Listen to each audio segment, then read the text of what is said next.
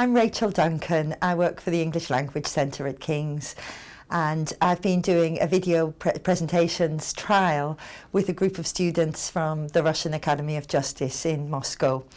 This is a group of 15, 17 to 19-year-olds who are preparing to study law, LLB programme from next year. The project involves the students being asked to do a short presentation of 2 to 3 minutes per student, focusing on either an aspect of British culture or their experience of studying in a higher education institution. After the students have finished producing their videos, we ask them to create a YouTube account and upload their video to YouTube.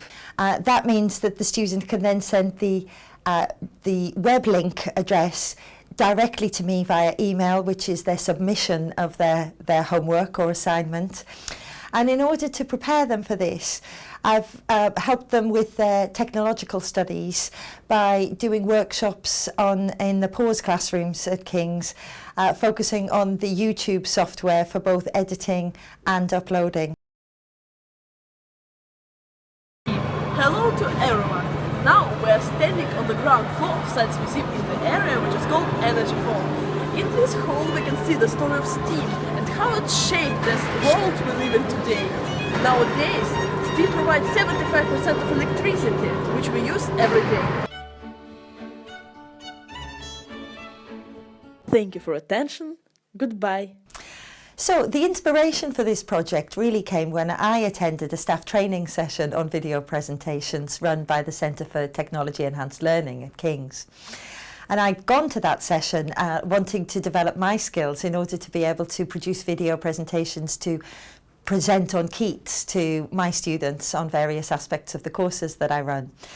But in attending that session, I came out of the session so inspired by thinking about how this may be used by students as a way of developing their skills and sharing their knowledge using a different platform from live classroom presentations. What I think this project has really achieved so far, and we are still in the early stages of development, is that I think it's certainly achieved student motivation in delivering presentations, whereas previously most of my students were terrified at the prospect of delivering a live presentation at the front of the class. These new presentations, students are starting to say to me, I'm going to work on this again, I'm going to make it even more perfect, because then I might be able to use it for applications for future study or applications for jobs in the future.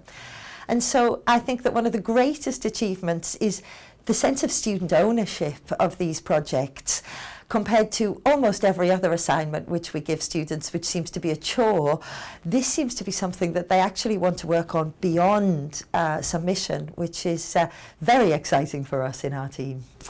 So in terms of technology, that's where I expected the challenges to be. In actual fact, I think probably the greatest technological challenge I've had is overcoming my own fear of using the technology. And in particular, my fear of being able to pass that knowledge on to students and sound like an expert. That was something I was certainly very worried about when I started this project.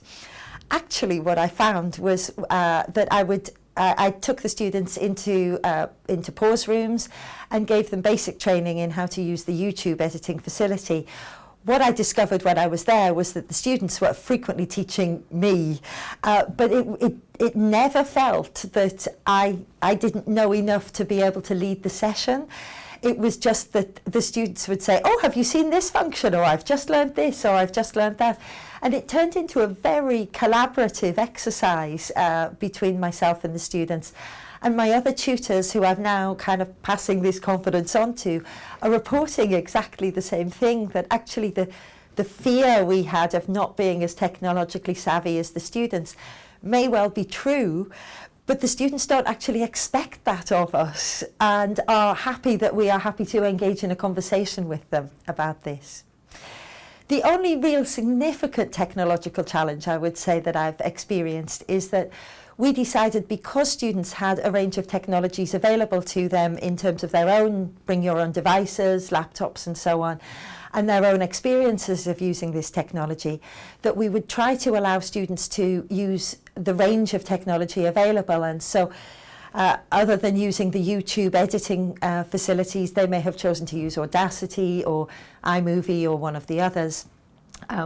One of the problems that was a concern for me was that sometimes this technology was not always as easily compatible with YouTube. In those circumstances, we did have to think slightly more outside of the box about this. It was a very limited number of students where this problem has occurred, and we generally found a solution to that problem in communication with the student. So the student reaction to these presentations has been absolutely fantastic. In fact, even today, I've had a group of students come to see me to ask whether or not extra presentations that they've been preparing themselves about their experiences in London, whether or not they could send them to me and we could watch them in the final class of the term, which I'm thrilled to do.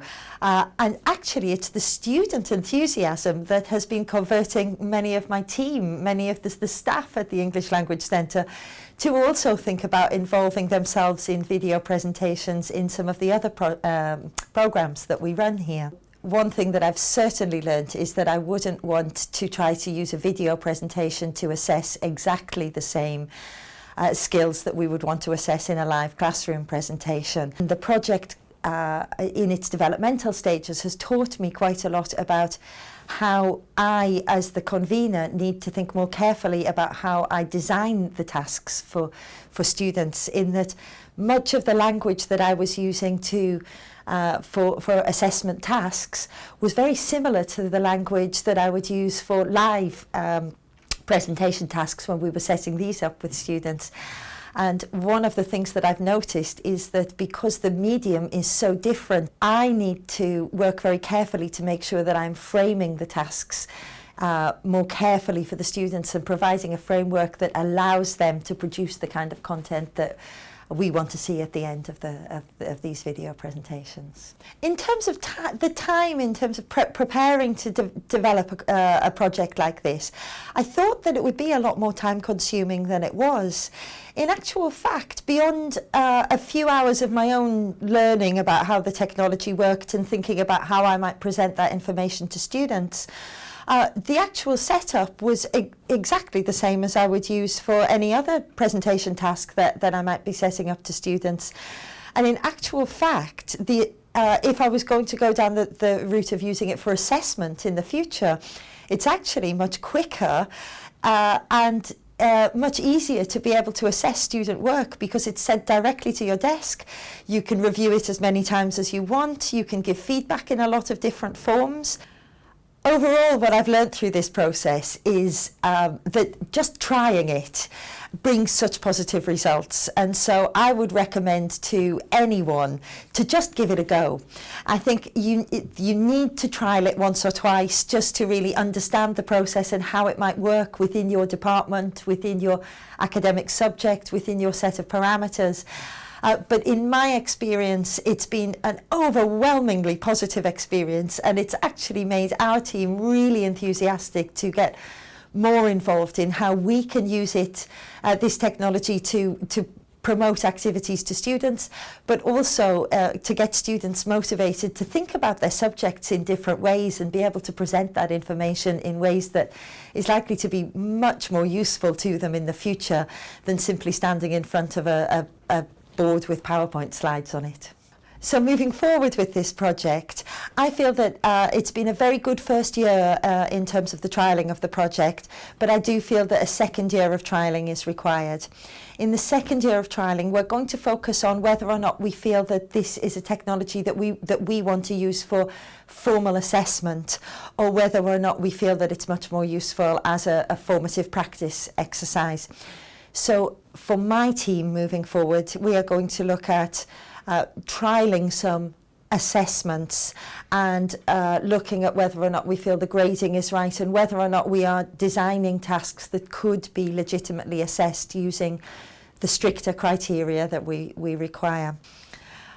Beyond my programme, the other courses at the English Language Centre are all looking at trialling this technology and integrating it as part of their courses, either as a training tool or as a possible assessment tool a little further down the line. And so from a very small seed start this year at the English Language Centre, we've all seen the benefit of using this technology and are really excited to move it forward.